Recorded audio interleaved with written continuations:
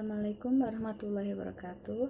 Perkenalkan, saya Maulida Nur Isnaini, NIM 2307018829. Pada presentasi kali ini, saya ingin menjelaskan dua submateri. Materi yang pertama yaitu belajar dan prinsip pembelajaran. Pengertian belajar sendiri merupakan proses perubahan tingkah laku baik berbentuk pengetahuan atau kecakapan yang berlangsung lama yang didapat dari pengalaman atau latihan. Sedangkan prinsip pembelajaran adalah dasar atau anutan utama yang dipegang oleh seseorang dalam proses interaksi seorang pendidik terhadap peserta didik dan sumber belajar untuk mencapai tujuan kurikulum yang telah ditetapkan. Nah, prinsip belajar atau prinsip pembelajaran secara umum, yang pertama yaitu perhatian dan motivasi. Kenapa berpengaruh? Yang pertama, perhatian merupakan peranan penting dalam kehidupan pembelajaran. Tanpa adanya perhatian, maka pelajaran yang diterima dari pendidik adalah sia-sia. Bahkan dalam kajian teori belajar terungkap bahwa tanpa adanya perhatian tak mungkin terjadi belajar. Dan selanjutnya yaitu motivasi. Motivasi mempunyai kaitan yang erat dengan minat. Peserta didik yang memiliki minat terhadap suatu bidang studi cenderung tertarik perhatiannya dan timbul motivasinya untuk mempelajari bidang studi tersebut. Kedua yaitu keaktifan. Dalam pembelajaran, yang memperoleh dan mencerna adalah peserta didik sesuai dengan kemauan, kemampuan, bakat, dan latar belakang masing-masing. Guru hanya merangsang keaktifan peserta didik dengan menyajikan bahan pelajaran. Yang ketiga yaitu keterlibatan langsung atau pengalaman. Belajar sebaiknya dialami melalui perbuatan langsung dan harus dilakukan oleh peserta didik secara aktif. Prinsip ini didasarkan pada asumsi bahwa para peserta didik dapat memperoleh lebih banyak pengalaman dengan cara keterlibatan secara aktif dan proporsional dibandingkan dengan mereka hanya mendapat materi atau konsep. Prinsip yang selanjutnya yaitu pengulangan. Pengulangan dalam kaitannya dengan pembelajaran adalah suatu tindakan atau perbuatan berupa latihan berulang kali yang dilakukan peserta didik yang bertujuan untuk lebih memantapkan hasil pembelajarannya. Nah, yang kelima yaitu tantangan. Tantangan dalam kegiatan pembelajaran dapat diwujudkan melalui bentuk kegiatan, bahan, dan alat pembelajaran yang dipilih untuk kegiatan tersebut. Nah, yang terakhir yaitu perbedaan individu. Perbedaan individu,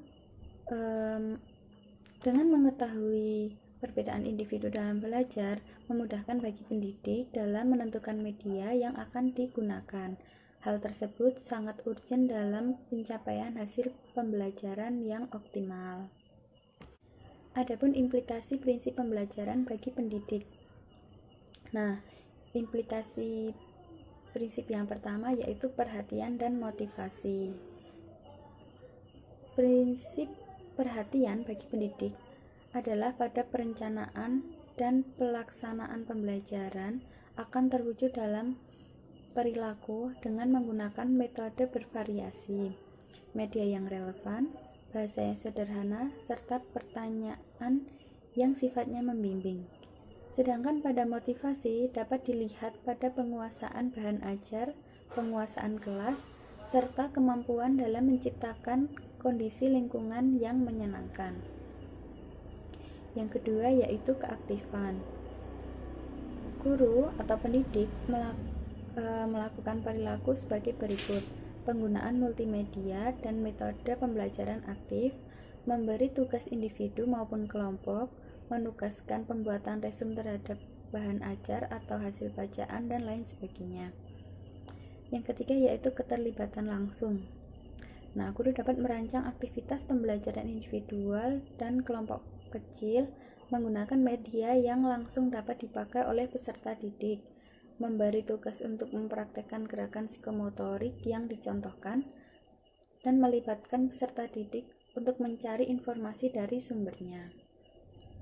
Selanjutnya yaitu tantangan bagi pendidik untuk merancang dan mengolah kegiatan eksperimen, memberi tugas untuk memecahkan masalah yang membutuhkan informasi dari orang lain. Dan yang terakhir yaitu perbedaan individu.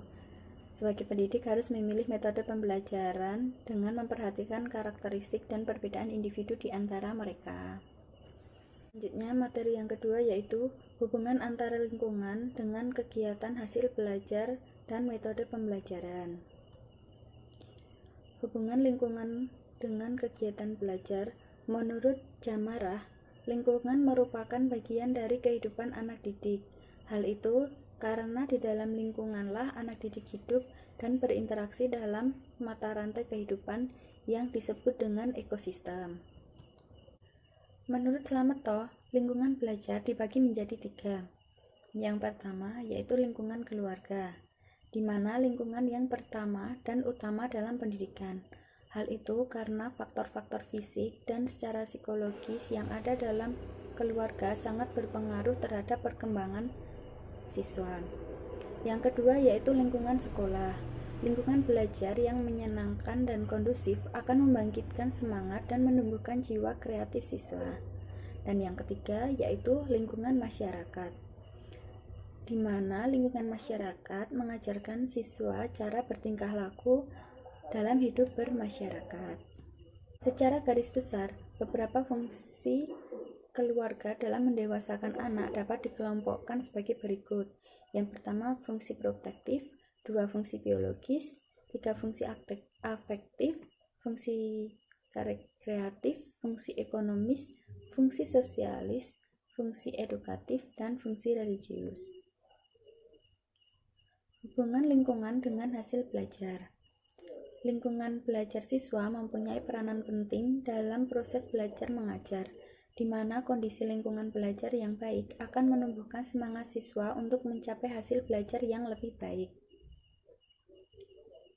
Lingkungan sekolah yang baik akan menentukan hasil belajar dari siswanya. Lingkungan dibagi menjadi 3. Yang pertama yaitu lingkungan sekolah. Dan salah satu faktor yang menentukan kualitas hasil belajar adalah lingkungan sekolah yang tersedia belajar mengajar yang memenuhi persyaratan proses belajar mengajar atau PBM. Lingkungan sekolah yang ideal seharusnya memiliki gedung sekolah yang kokoh dan kuat, ruang belajar yang bersih, dan cukup penerangan serta sarana dan prasarana yang memadai akan membuat siswa merasa nyaman untuk belajar. Yang kedua yaitu lingkungan keluarga. Lingkungan keluarga yang merupakan lembaga pertama dan utama bagi siswa memiliki peran penting dalam membina dan mendidik siswa agar menjadi manusia yang berkepribadian, cerdas, dan terampil. Pengaruh keluarga terhadap perkembangan dan pertumbuhan siswa menurut Baharudin. Yang pertama yaitu kesediaan orang tua menerima anak sebagai anggota keluarga. Yang kedua, pertengkaran dan selisih paham antara kedua orang tua. Yang ketiga, sikap demokratis atau otoriter anggota keluarga. Yang keempat, keharmonisan antara kedua orang tua. Dan yang kelima yaitu keadaan ekonomi keluarga. Dan yang terakhir yaitu lingkungan masyarakat.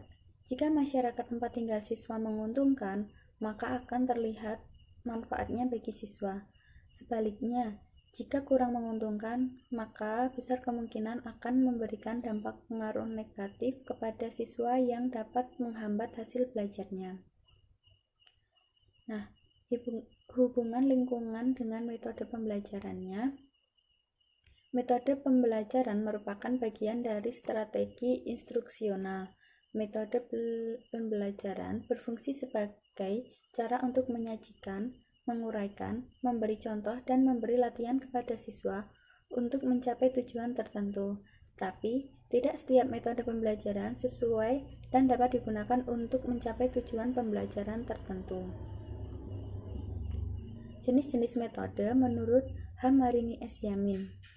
Yang pertama yaitu ada ceramah, kedua demonstrasi dan eksperimen, ketiga ada tanya jawab, keempat penampilan, kelima diskusi, 6 studi mandiri, 7 pembelajaran terprogram, 8 latihan bersama teman. Nah, cukup sekian dari saya. Mohon maaf apabila banyak kesalahan.